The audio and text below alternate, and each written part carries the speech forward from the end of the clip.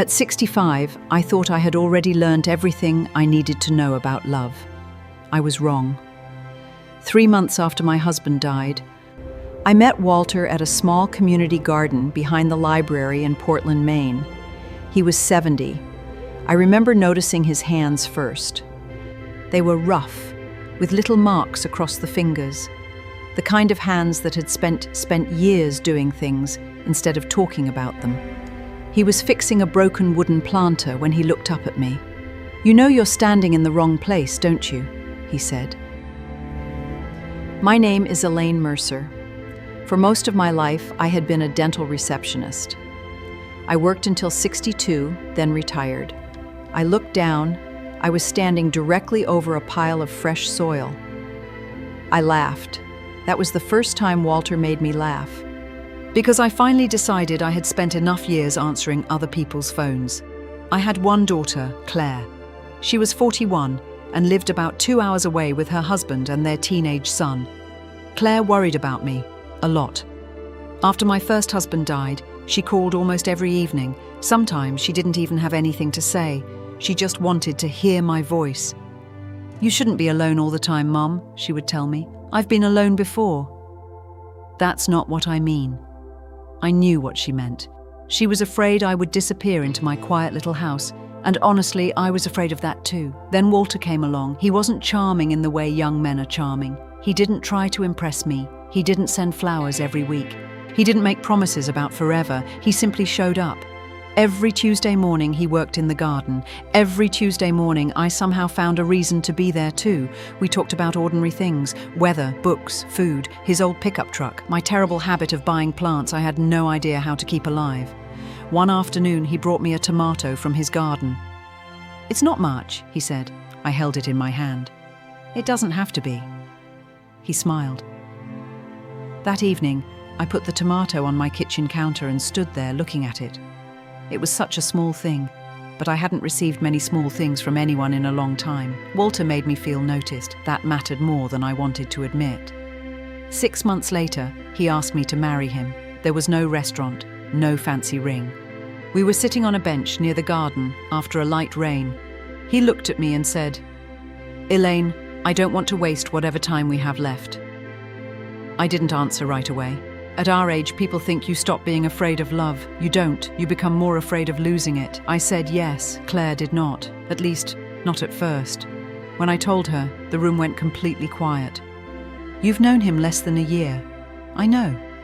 "Mum, you are 65. I know my age. I'm not trying to insult you." "I know." She rubbed her forehead. Then she asked the question I knew was coming. "Why does he want to marry you?" That question hurt, not because it was cruel, because I had asked myself the same thing. Walter had savings, a small house, a pension. He didn't need my money. He never asked for anything. So I told Claire what I believed. "He makes me happy." She looked at me for a long time. Then she said quietly, "I just don't want someone to take advantage of you." I promised her I would be careful. I believed I was. We married in a small ceremony. Only 12 people were there. Walter wore a navy suit. I wore a simple cream dress. When he took my hand, his fingers were shaking. "Still nervous," I whispered. "Terrified," he said. I laughed. For a few months, everything felt almost too good. Walter made coffee every morning. He left little notes beside my plate, nothing dramatic. Sometimes it was just, "Don't forget your appointment," or "We're out of milk." Once he wrote, "You looked beautiful today." I kept that note in my purse. I know that sounds silly, but when you get older, you learn that love is often hidden inside ordinary things. Then I noticed something. Walter never talked about his past. Not really. If I asked about his first marriage, he changed the subject. If I asked where he had lived before Maine, he gave me short answers. He told me he had worked in insurance. That was about all I knew. I didn't push. I thought everyone deserved a few private corners in their life. Then Claire came to stay with us for a weekend. It was the first time she had slept in our house since the wedding. On Saturday morning, I was making pancakes when I heard her call from the hallway. "Mom." Something in her voice made me turn around. She was holding an old photograph. "Where did you get that?" "From the study." My stomach tightened. Walter had a small room upstairs where he kept paperwork, old tools and boxes. I rarely went inside. Claire turned the photograph toward me. It showed Walter standing beside a woman I had never seen before. The woman was smiling. Walter was not. There was a little girl between them, maybe 6 years old. I looked at the back. There was a date. September 1989. Claire looked at me. Who is she? I don't know. Mum, that's Walter. I can see that. She lowered her voice. Why would he keep this? I didn't have an answer. That afternoon, Claire searched through the boxes again. I wanted her to stop. Part of me was angry, another part of me was afraid. She came downstairs holding a yellow envelope. I found something else. Walter was out buying groceries. Claire placed the envelope on the kitchen table. There was no name on it, only a handwritten number. She opened it eagerly. Inside were several old documents. The first one looked like a bank statement. The second was a letter. The third made my hands go cold. It was a copy of a marriage certificate. Walter's name was on it. So was the name of the woman in the photograph. Claire looked at me. Mum. I couldn't speak. I stared at the date. The marriage had taken place years before I ever met Walter. But that wasn't the part that frightened me. At the bottom of the document was another name. A name I recognized, my daughter's name. Claire had seen it too. Her face changed. Why is my name here? I stood up so quickly that the chair moved backward. Maybe there's an explanation. Claire shook her head. Then let's find it. Just then, we heard Walter's truck pull into the driveway. Claire looked at me. I looked at the envelope. And for the first time since I married him, I realized I might not know the man sleeping beside me at all. The front door opened. Walter called from the hallway. Elaine, I'm home. I quickly folded the documents. But Claire didn't move. She whispered something that I still remember word for word. Mum, I think he knew our family before he ever met you. And suddenly, the house that had felt warm only an hour earlier felt like a place full of locked doors. I slipped the papers beneath a stack of old magazines, just as Walter walked into the kitchen. He was carrying 2 grocery bags. I got the bread you like, he said. I looked at him. For a moment I wondered how many times I had looked into that same face without seeing what was hiding behind it. Thank you, I said. My voice sounded normal. Inside, I was shaking. Claire stood beside the counter. She didn't say anything. Walter looked between us. You two all right? Claire answered before I could. Fine. He smiled. Then he started putting groceries away. Milk in the refrigerator, bread in the cupboard, apples in the bowl, normal things. That was what made it so strange. A secret can sit in the same kitchen where you make breakfast. It can stand beside you while you drink coffee. It can say goodnight before you go to bed. That evening, Claire stayed quiet. She didn't mention the documents again. Neither did I. After dinner, Walter went upstairs. I remained at the table. Claire leaned toward me. Mum, we need to talk. I know. Not here. I looked toward the stairs. Walter was still upstairs. Tomorrow morning, I whispered. She nodded. The next morning, Walter left early. He said he had an appointment in town. The moment his truck disappeared from the driveway, Claire closed the curtains. Then she placed the envelope on the table. I looked at everything again last night. What did you find? The woman's name was Margaret Hale. I recognized the last name, not because I knew her, because I had seen it before, on one of Walter's old boxes. Claire noticed my expression. You know that name? I've seen it. Where? In his study. She sat down. Mum, I searched Margaret Hale online. My heart started beating faster. And? She died 12 years ago. I stared at her. Claire continued. She had one daughter. Who? Claire took a breath. Her name was Rebecca Hale. The room became very quiet. I didn't understand why that name sounded familiar. Then I remembered. A few weeks after my wedding, Walter had received a phone call. He had stepped outside to take it. When he came back, he looked upset. I had asked who called. He said, someone from my past. I had never asked again. Now I wished I had. Claire opened her phone. I found an old newspaper article. She turned the screen toward me. It was about Margaret Hale. The article mentioned her husband, Walter. My hands went cold. He was married to her, I whispered. Yes. But that doesn't explain why your name is on the document. I know. She showed me another page. This one was about Rebecca. She had been involved in a legal dispute many years earlier. There wasn't much information, just enough to make me uncomfortable. I looked at Claire. Why would Walter have anything to do with her? I don't know. Then Claire said something that changed everything. Mom, I found her. Found who? Rebecca. I couldn't breathe for a moment. Where? Pennsylvania. My first thought was that Claire had somehow found the wrong person. But she showed me a photograph. A woman in her 40s stood outside a small bakery. I stared at her face. There was something familiar about her, not her eyes, not her hair, something in the shape of her smile. I looked away. I don't understand. Claire put the phone down. Neither do I. For the next few hours, we tried to make sense of it. Maybe Walter had helped Rebecca financially. Maybe there was an old business connection. Maybe the marriage certificate had nothing to do with what we feared. We came up with explanation after explanation, but each one sounded weaker than the last. Then I remembered something. A few months before our wedding, Walter had asked me a strange question. He had been sitting across from me at breakfast. Elaine, if you ever found out something about me that happened a long time ago, would you judge me for it? I had laughed. Depends what you did. He didn't laugh. I had thought he was joking. Now I wasn't so sure. That afternoon I went upstairs alone. I stood outside his study. I had never searched through his belongings before. It felt wrong, but I had spent 65 years trying to be a good woman, and suddenly I wondered if being good had made me too trusting. I opened the door. There were boxes along the wall. I started with the oldest. Receipts, tax papers, old photographs, nothing. Then I found a small metal box. It was locked. I searched the desk. No key. I almost gave up. Then I noticed a tiny envelope tucked behind a drawer. Inside was a key. My hands were trembling when I opened the box. There were letters inside, dozens of them. Most were very old.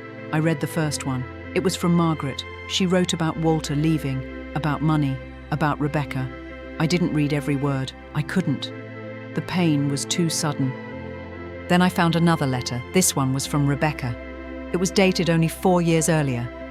She wrote, "You promised you would never contact her." I stopped reading. Her. Who was she talking about?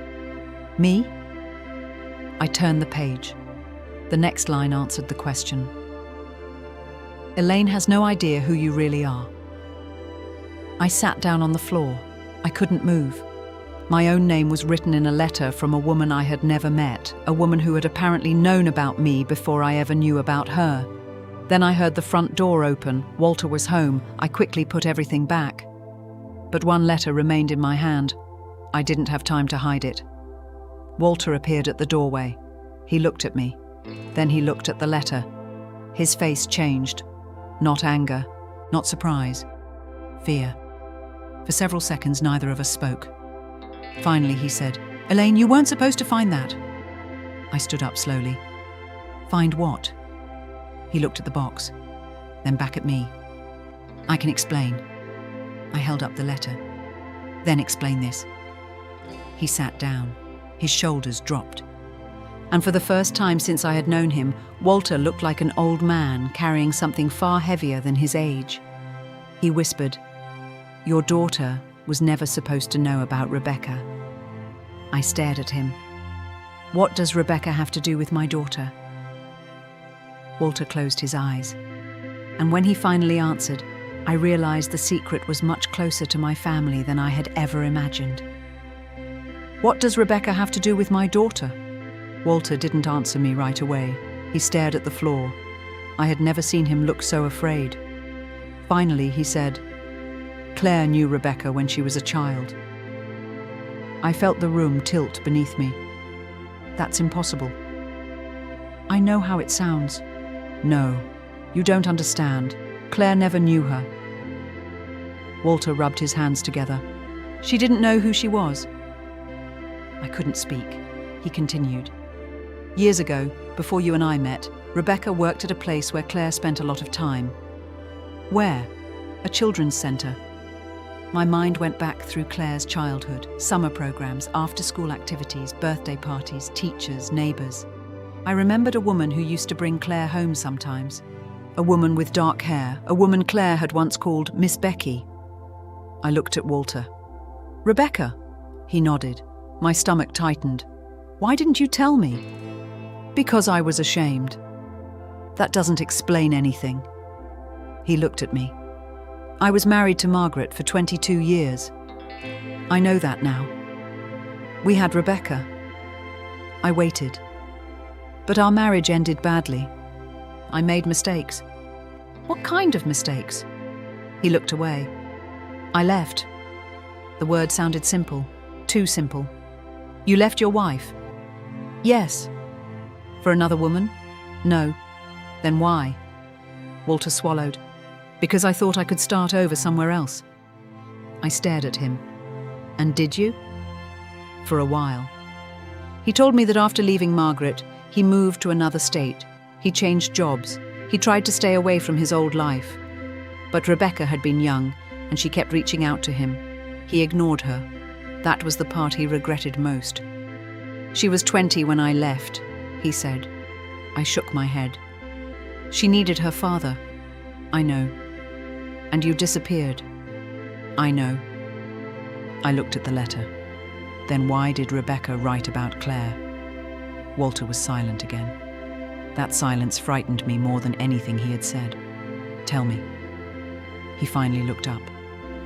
"Rebecca became close to Claire because she was volunteering at the children's center." I sat down. "How close?" "Very." "How do you know?"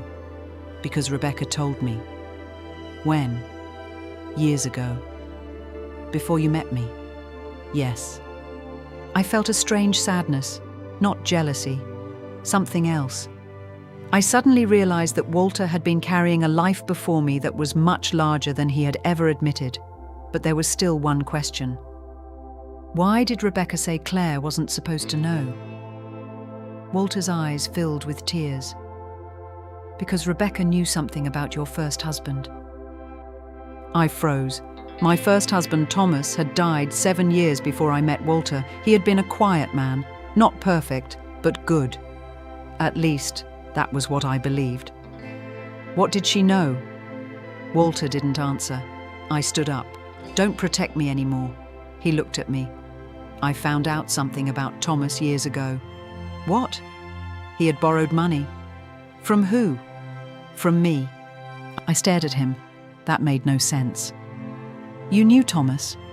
"Yes." My voice became quiet. "How?" Walter told me they had met through work. Thomas had once needed money to keep his small construction business alive. Walter had helped him. But the money was never fully repaid. Why didn't Thomas tell me? He was embarrassed. I sat back down. That sounded like Thomas. He hated asking for help. But I still didn't understand Claire. Walter took a breath. Years later, Rebecca found some old records. "What records?" "Payments Thomas had made." "To you?" "No." Walter looked directly at me. "To Rebecca." My heart stopped. "What?" He explained that Thomas had secretly been helping Rebecca after her father abandoned the family, not because he knew her well, because he had once promised Margaret that he would make things right. I didn't understand. "Why would my husband help your daughter?" Walter looked down. "Because he felt responsible." "For what?" Walter's voice became very soft. "For something I had done." The room was silent. Then he told me the part I never expected. When Walter left Margaret, he had taken money from their joint savings, money that was supposed to support Rebecca. He disappeared. Margaret struggled. Rebecca grew up believing her father had chosen money over her. Thomas had learned about it through a mutual friend. He secretly helped Rebecca for years. That was the connection. Not an affair, not a secret relationship, a debt, a promise. And somehow, after all these years, that old promise had reached my daughter. I looked at Walter. "Then why did you marry me?" He closed his eyes. "Because I loved you." I didn't answer. He continued, "I didn't marry you because of your money. I never thought that. I married you because I thought I had finally found a chance to be a better man." That sentence hurt because I believed him. But there was still something wrong, something he hadn't told me. I remembered Rebecca's letter. I picked it up. She wrote that I had no idea who you really were. Walter nodded. She was right. Why? He looked at me for a long time. Then he said, "Because she found something else." "What?" He didn't answer. I stepped closer. "Walter," he whispered. "Rebecca discovered that Thomas had left something for Claire." My heart began racing. "What did he leave?" "A letter." "Where is it?" Walter looked toward the locked metal box. "Rebecca has it." I stared at him. Why? Because she was afraid to give it to Claire. Why would she be afraid? Walter's face became pale. "Because the letter says Thomas knew about me before you ever met me." I couldn't move. My entire life suddenly seemed connected by people I had never known were connected. Thomas, Walter, Rebecca, Claire, and me. Then Walter said the one thing that made my hands go cold. "Elaine, Thomas didn't just know me." He paused. "He asked me to watch over you after he was gone." I stared at my husband, the man I had married at 65, the man I thought had entered my life by chance. And suddenly I wondered if our meeting had ever been a coincidence at all. I picked up my coat. "I need to speak to Rebecca." Walter stood. "Elaine, please." I shook my head. "No." I looked at him one last time.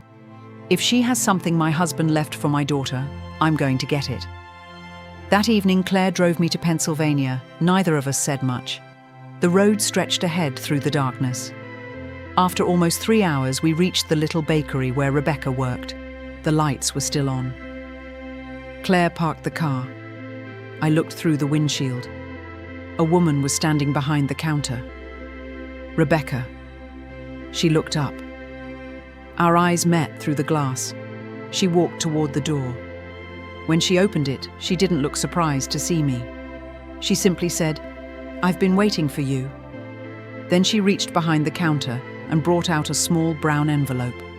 My daughter's name was written across it, and underneath it were 4 words that made me afraid to open it. "Your father told me." I held the envelope in both hands. For a few seconds, I couldn't bring myself to open it. My daughter's name was written across the front in my first husband's handwriting. I knew that handwriting. I had seen it on birthday cards, grocery lists, notes left beside the coffee maker.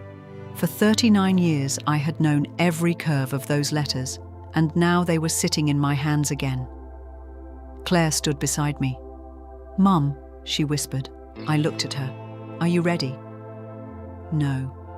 She gave me a small smile. "Neither am I." I opened the envelope. Inside was one sheet of paper. Thomas had written it shortly before he died. He had addressed it to Claire. The first line said, "My dear Claire, there is something your mother deserves to know." I stopped reading. My eyes filled with tears. Thomas explained that many years earlier he had met Walter through a business problem. Walter had been struggling with his own family. Thomas had helped him financially, but there was something else. Thomas had seen the guilt Walter carried. He knew Walter regretted abandoning Rebecca. He also knew Walter had spent years trying to make up for the damage he had caused. Thomas wrote that he never wanted me to know about any of it because he believed I had already carried enough during our marriage. Then came the part that broke my heart. Thomas wrote, "If I am gone before I can say this to you, please don't spend your life believing you were not loved." I had to stop. I covered my mouth. For years I had wondered if Thomas had truly understood me, if he had noticed how lonely I sometimes felt, if he knew how much I needed him to say certain things. And there it was. He knew. Maybe he had simply never known how to say it while he was alive. Claire took my hand. We sat together behind that little bakery counter while Rebecca quietly waited. Then I reached the final page. Thomas had written that he wanted Walter to help me if I ever found myself alone, not because he owed him, not because he wanted Walter to replace him, but because he believed Walter understood what it meant to lose a family through his own mistakes. Thomas had written, "If Elaine ever finds someone who makes her feel safe again, don't let her fear stop her from living." I couldn't read anymore. I folded the letter against my chest. For a long time, nobody spoke. Then Claire started crying. "I was so angry with him," she said. "With Dad." She nodded. "I thought he left you with all those unanswered questions." I looked at her. He did. But maybe he was trying to fix something before he died. Maybe. Rebecca sat across from us. She had tears in her eyes too. "I hated Walter for a long time," she said. I looked at her. "Do you still?" She thought about it. "No." That answer surprised me. She explained that Walter had spent years trying to repair what he had broken, not with money, not with grand promises. He simply kept showing up. He helped Rebecca when she needed him. He apologized. He accepted that she might never forgive him. And slowly, she did. I thought about my own marriage, about all the years I had spent waiting for people to say the things they should have said. I thought about Thomas, and then I thought about Walter. When I returned home, Walter was sitting at the kitchen table. He stood when he saw me. "Did you get the letter?" I nodded. "Yes." He waited. I placed it on the table. "I know everything." He looked down. "I thought you would hate me." I did. His eyes lifted. "For a few hours, I did." He nodded. "I understand. But then I realized something." "What?" "You weren't the only person keeping secrets." He looked confused. I told him about Thomas, about the letter, about the promise. Walter sat down slowly. He cried. I had never seen him cry before, not even at our wedding. "I didn't deserve you," he said. Maybe he was right, but I realized something that night. Love is not always about deserving. Sometimes people come into our lives carrying mistakes we didn't make. Sometimes we inherit wounds from people who came before us, and sometimes we have to decide whether those wounds will control the rest of our lives. I didn't forgive Walter that night. Forgiveness isn't a light switch. It doesn't happen because someone says sorry. It takes time. So I told him that. "I need time." He nodded. "I'll give you all the time you need." And he did. Over the next year, our marriage changed. Not because everything became perfect. It didn't. We argued. We had uncomfortable conversations. Sometimes I still wondered why he hadn't told me everything from the beginning. But we started talking. Really talking. Walter told me stories about his childhood. I told him things I had never told anyone. We started eating dinner without the television. We took walks. We visited Claire more often. And once a month, I went to see Rebecca. 4 women had somehow become connected through one man's old mistakes. Me, Claire, Rebecca, and Margaret, whose memory still lived in all of us. One spring morning, I found Walter sitting in the garden. He was repairing the same kind of wooden planter where we had first met. I sat beside him. "You know," I said, "you still owe me an explanation for that terrible first tomato." He laughed. "It wasn't that bad. It was awful. It was homegrown. That doesn't make it good." He smiled, and for the first time I realized something important. I had spent so much of my life believing that love meant never getting hurt. It doesn't. Love means knowing the truth and deciding what you will do with it. At 65, I thought my chance at a new beginning had passed. It hadn't. At an age when people expected me to simply settle into the quiet years, I discovered that life could still surprise me. But the biggest lesson wasn't about Walter. It was about me. I had spent years believing that being a good wife meant staying quiet, being patient, forgiving quickly, making everyone else comfortable. I had mistaken silence for strength. Now I know better. Sometimes strength is asking the question you are afraid to ask. Sometimes it is saying, "That hurt me." Sometimes it is walking away. And sometimes, after the truth comes out, strength is choosing to stay, but only after making sure you are no longer losing yourself. If you are listening to my story and you are older, please remember this. You are not too old to ask for honesty. You are not too old to start again. And you are certainly not too old to discover who you are outside the role you played for everyone else. I thought Walter had come into my life to save me from loneliness.